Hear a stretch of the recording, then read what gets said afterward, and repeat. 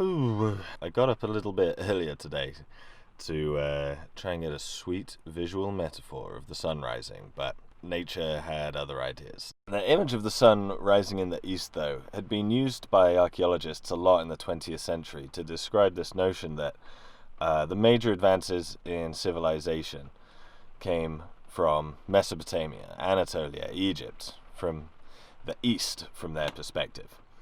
Ex Oriente Lux, they would write. And, you know, the civilizations of the ancient Near East, their place in history is guaranteed. They're, of course, spectacular. No one can take that away from them. But does the entire world owe them absolutely everything? Almost certainly not. The more we learn about ancient history, prehistory, the more complicated it becomes. Naturally, that's as it should be. One area where there has been huge debate for well over 100 years, actually, is on the origins of metalworking in Sub-Saharan Africa. Some say that it sort of this technology diffused from North Africa through contact with the Mediterranean world. Others that it was invented independently. It may even have been the earliest region in the world to start producing iron. So today I want to take a look at those two arguments and see the evidence that they put forward. See if we can come to any satisfying conclusion. Don't consider this anything other than an introduction to the debate. There's always more that could be said. As always, all the sources are in the description if you want to look into anything further. If you don't want to wade through all the sources though, From Nothing, the best African history YouTuber, and Ollie Buys, the king of maps, have put together two videos illustrating the spread of iron technology around the world. Both those videos will be in the pinned comment in the description. Alright. Enough shenanigans, let's get to the debate.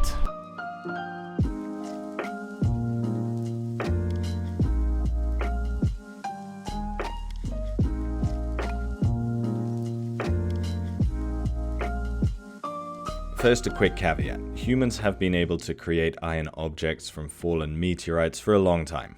The oldest iron objects found so far are these lovely 5,000-year-old beads from Egypt, perfect for any occasion. Tutankhamun also had a pretty posh iron dagger.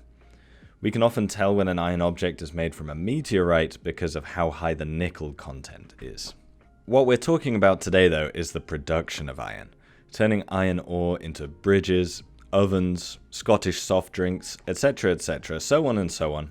There's so much debate around this issue because turning iron into something usable is pretty tough. I'm no blacksmith, so this is a very basic explanation. The iron cannot get so hot that it will melt. It can't get above 1540 degrees C. If the iron becomes liquid, it's going to pick up too much carbon, become cast iron, and be brittle and rubbish. It needs to become just the right amount of hot, between 1100 and 1400 degrees, so that it picks up the correct amount of carbon and forms this spongy blob called a bloom. This bloom can then be hit with a hammer and reheated, and hit with a hammer and reheated, hit with a hammer again and again, so on and so on, until it's something usable, like a spear.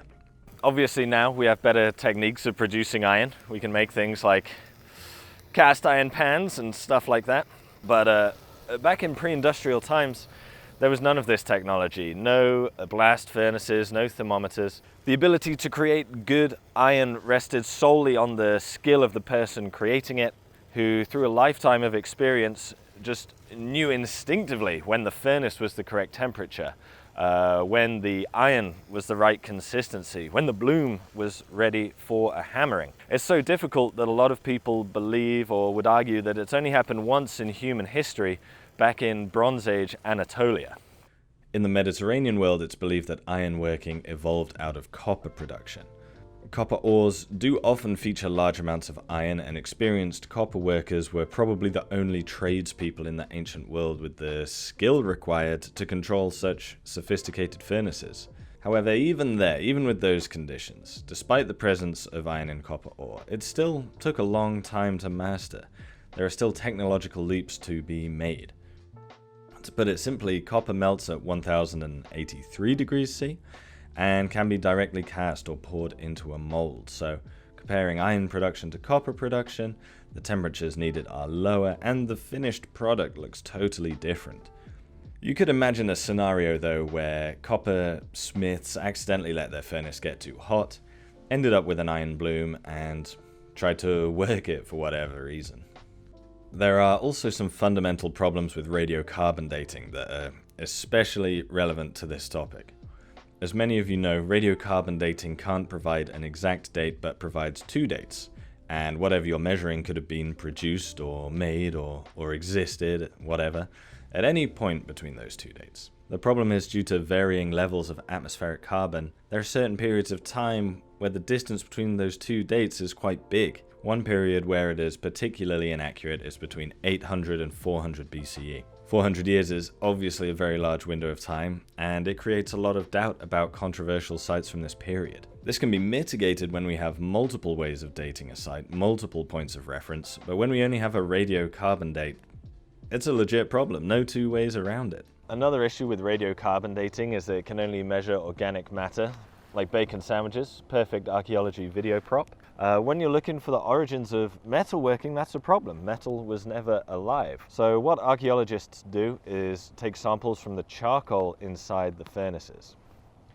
That would be great, that would be fine if it wasn't for the old wood problem, which is not why your dad takes those little blue pills, but rather, what if the wood is significantly older than the furnace? What if they're not the same age? For a start, some tree species are very long-lived, so if you are measuring charcoal that was made from the heart of a tree, it could give a signal that is literally centuries older than if you measured another part. Also, in certain conditions, particularly arid conditions, dead trees can persist for centuries. If someone used this wood to fuel their furnace and we later measured the resulting charcoal, the radiocarbon date would be centuries older than the furnace again. As with the problem of the broad date range, the solution is not to rely on one single method of dating or trying to find other items within the archaeological layer such as bone that could be dated. Those three issues are basically central to this whole bloody debate. So let's take a look at the two arguments, which for the sake of ease, I'll call diffusion versus invention.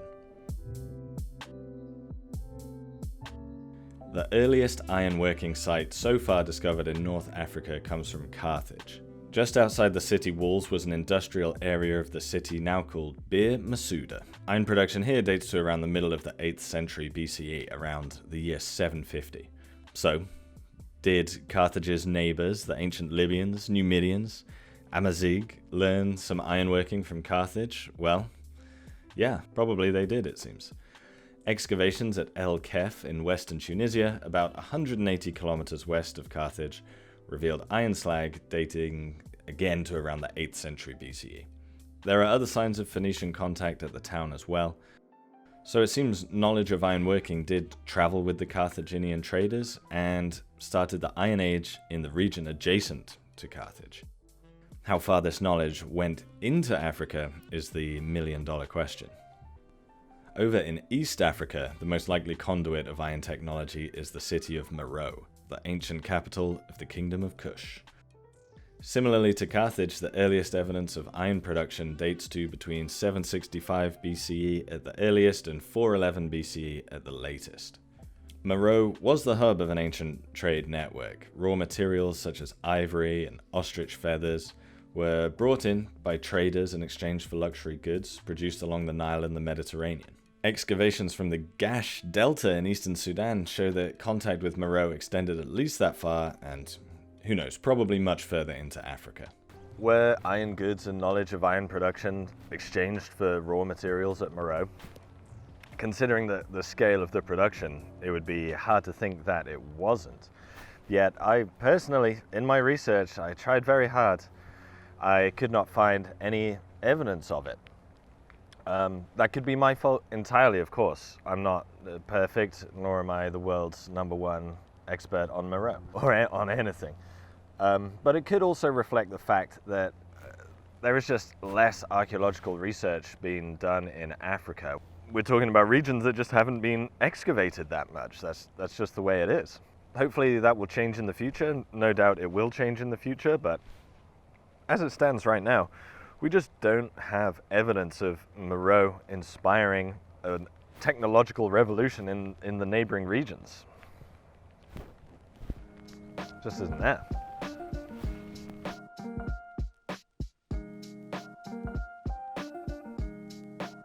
Obviously, a key aspect of the diffusion argument is evidence of trade and connections between North Africa and below the Sahara.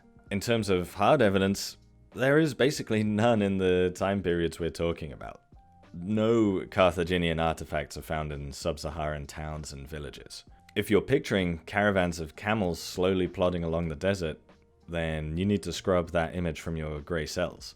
Camels are native to Asia, and although still debated, it seems large herds of camels were not present in the Sahara until the first few centuries CE, until the Roman period.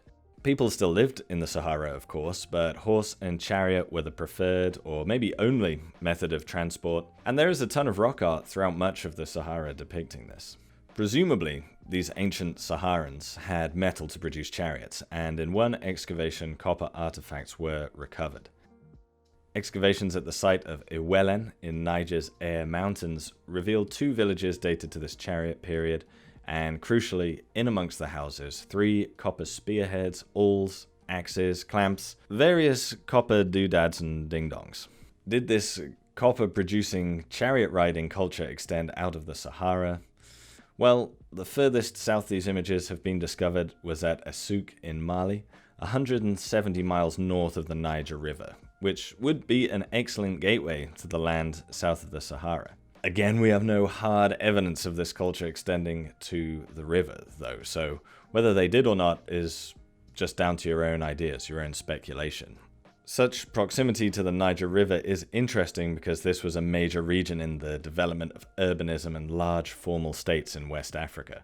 At the time of Carthage's founding, this region was occupied by millet farming, cattle herding communities. By the 3rd century BCE, though, about 500 years later, large cities such as Geno had been founded. Archaeological evidence suggests that from the very earliest layers at Gene, they were using iron. Alright, let's summarize this diffusion debate. Pros: ironworking by around 750 BCE at multiple locations. These cultures all had a long tradition of metalworking. They each went through Copper Ages, Bronze Ages. The history of their metallurgy is very well understood. Trans-Saharan network of chariot riding chaps and chapettes did exist. Cons: despite the evidence of this Trans-Saharan network, what's the evidence of trade and connection? Basically none. Nothing. These ancient Saharans could work copper but not iron.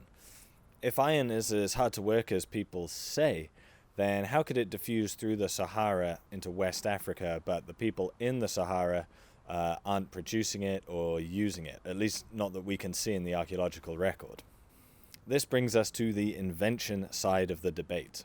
It's possible that these copper-working Saharans introduced the idea of metallurgy into West Africa, but due to a lack of copper ore, which is genuinely very rare, people started experimenting with iron.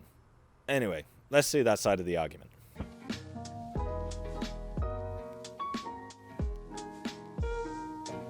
The best evidence for this idea is in the west, where Mauritania meets Senegal.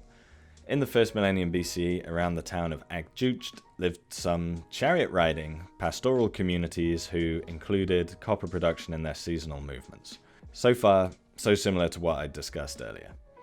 What is interesting about Akjucht, though, is that it's only 250 miles from Walalde in Senegal, one of Africa's earliest iron-producing sites. At Walalde, excavators uncovered a village of millet farming, cow herding, agro-pastoralists, a similar economy to those that lived along the Niger River at the same time. There were 2 archaeological layers identified. The earliest level dated to between 800 and 550 BCE, and the second 550 to 360 BCE, roughly. It is in that bloody black hole. Iron objects were recovered from the earliest layers, and 19 kilograms of slag were found in the second layer. Crucially for this debate, various copper artifacts were also found, including these lovely earrings. The copper used to make these bears the same chemical signature as copper from Akjucht. There's no evidence for copper production at Walalde, so presumably these 2 groups are in contact. Copper ore from Akjucht is also high in iron. The copper objects that were produced there were also hammered. These are basically the same preconditions that are believed to have started iron production back in Western Asia. The only issue that we have at the moment is that we have no evidence of anyone from Akjucht producing iron. But who knows what the future will reveal. Also, as I said, the dates from Walalde annoyingly fall into that 400-year weak spot of radiocarbon dating. Without another point of reference for dating, we can't narrow it down any further.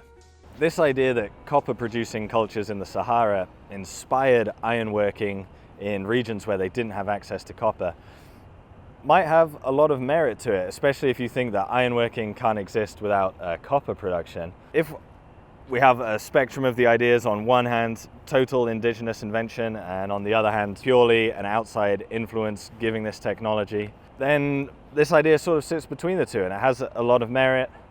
Who knows what future excavations in that region will uncover.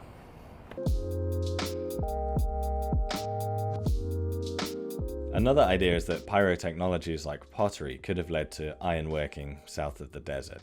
Perhaps the Nok culture of Nigeria holds the key to this proposal. The people of the Nok culture lived in what is now central and northern Nigeria between 1500 BCE and the 1st century CE. At their earliest levels, they're Stone Age farmers, an equivalent technological level to Europe's Neolithic. From between 900 and 400 BC though, iron working starts to make an appearance at Nok sites, with no intermediate copper working stage. Quite a lot of iron too. In 2016, excavations revealed 26 furnaces split across 9 sites. So there is absolutely no doubt that the Nok were producing iron in quite a large scale. At the same time that this iron is being produced, incredible terracotta figurines start to make an appearance in the archaeological record. Some of the requirements for producing terracotta are similar to producing iron, such as the construction of clay structures and the burning of fuel at high temperatures. However, as I said at the start, ironworkers would also need to control the amount of carbon in the furnace, process the ore, hammer the bloom. For some, this is too much of a technological leap. In the opinion of Paul Craddock from the British Museum, to postulate the invention of iron smelting without the knowledge that copper smelting is akin to claiming the invention of the movie camera but with no knowledge of photography. Once again, the site just falls into that stupid radiocarbon black hole. If the Nok culture were making iron in around the year 900, then of course influence from Carthage or Meroe can't be responsible. If it started around the year 400, then it's much more reasonable. It's still a long way for it to travel, but it's much more reasonable. This brings us to our final site. The site which may be the oldest ironworking site in the entire world. At Oooooh in the Central African Republic, a furnace, a couple of storage pits, refuse pits, and other features like a hammerstone and a pot, presumably used for quenching iron, were excavated. 6 charcoal samples taken from across the site were radiocarbon dated, and they all came back within the range of 2340 and 1900 BCE, making it potentially the oldest ironworking site in the entire world. Not surprisingly, this has caused a lot of debate back and forth. However, the radiocarbon dates shouldn't be dismissed just because they're old. They are all within the same 400-year period. If the site was disturbed, you might expect a much wider date range. Plus, the layers above the forge were younger than the layer containing the forge, which is as it should be, of course, and maybe not how it would be if the site had been disturbed. It's hard to imagine a scenario where a furnace and all the surrounding pits are left intact, yet their charcoal is entirely replaced. Perhaps this is a problem of old wood. It's possible. However, the region is believed to have been adequately wooded at the time, so that is unlikely. The final criticism leveled against the site is that the iron artifacts recovered are too well preserved for such an age. This is, for sure, a legitimate criticism. Hull, the archaeologist behind the excavation, has stated that the iron artifacts pictured for the paper were simply the best preserved out of 174 iron pieces recovered. I can't come to any conclusion about the site in this video. I can't say either way. People far more knowledgeable than me argue about it to this day. It just depends on how much of a problem or how likely it is that you think they were using old wood. There's no way around that problem at the moment. Still, Oooooh is not unique for this region. There's another site, Batoro, which allegedly dates to the same period, and another site, Babiri, which dates to between sort of 900 and 750. I mean, that's outside of the range of that radiocarbon black hole, so should we not presume the dates are accurate? It really just depends on how pervasive you think the problem of old wood is. Got to interrupt that absolute scruff part who should take a mirror everywhere he goes. Because I messed up the conclusion, have to redo it, and I also prepared possibly the stalest, oldest meme joke ever. I mean, I know this is an archaeology channel, but the memes should be fresh. Would have been a nice idea 3 years ago, though. Clearly both Diffusion and Invention are lacking crucial evidence that would make a cast iron case. Diffusion honestly just has no hard evidence of contact between these civilizations, and Invention is overly reliant on radiocarbon dating charcoal and all the flaws that come with that. More excavations could prove either one correct, but I think...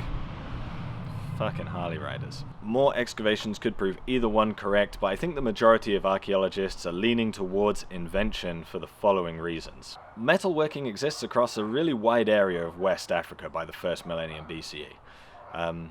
Maybe it's possible for ironworking to diffuse through the Sahara and spread quickly, but we don't have evidence of that contact, we don't have evidence of that trade. Several sites in the Adamawa region of Central Africa have really early ironworking dates. Maybe all these sites are flawed, maybe they're all compromised by old wood, but surely the more sites we find in those date ranges, the less likely that would be. Even outside of Africa, the history of metallurgy is becoming a lot more complicated. The Bronze Age proper kicked off in Mesopotamia, in Anatolia, in the Near East, but the earliest bronzeworking we found so far archaeologically dates from the Neolithic Vinča culture in what is now Serbia. Now I know that's not ironworking, and ironworking is harder, it comes with those extra technological steps, those extra leaps of imagination you would have to take, but it is a good illustration that history is complicated, and the more we excavate, the more we learn. And who knows what is missing in our understanding of West Africa. I'm no metalworking expert, so I can't possibly say whether copperworking knowledge is a 100% necessary prerequisite of ironworking, but let's say that it is. Africa had copperworking cultures. Maybe those can be pushed further back in time. Maybe we can understand better the contacts between copper workers and iron workers. Who knows? Who knows what could be unearthed? It could go either way. I can't come to a definitive conclusion, I'm afraid. But who knows? Maybe both are right in their way. I mean, Africa is a huge place. Some people could have invented ironworking themselves. Others could have been in contact with the Mediterranean world, with North Africa, in ways that we don't quite understand yet. I don't know. I don't know. Thank you to my patrons for voting on this topic. This is the end of the video. I'm going to leave you with that stale meme. Goodbye. I don't know, man. I think this is a pretty stale meme. I think this is a pretty bad idea. I think people will get it. I don't know. I don't think people still watch Samuel Chowder. Not the kids these days aren't watching him. Kids aren't into Samuel Chowder. No. Oh well.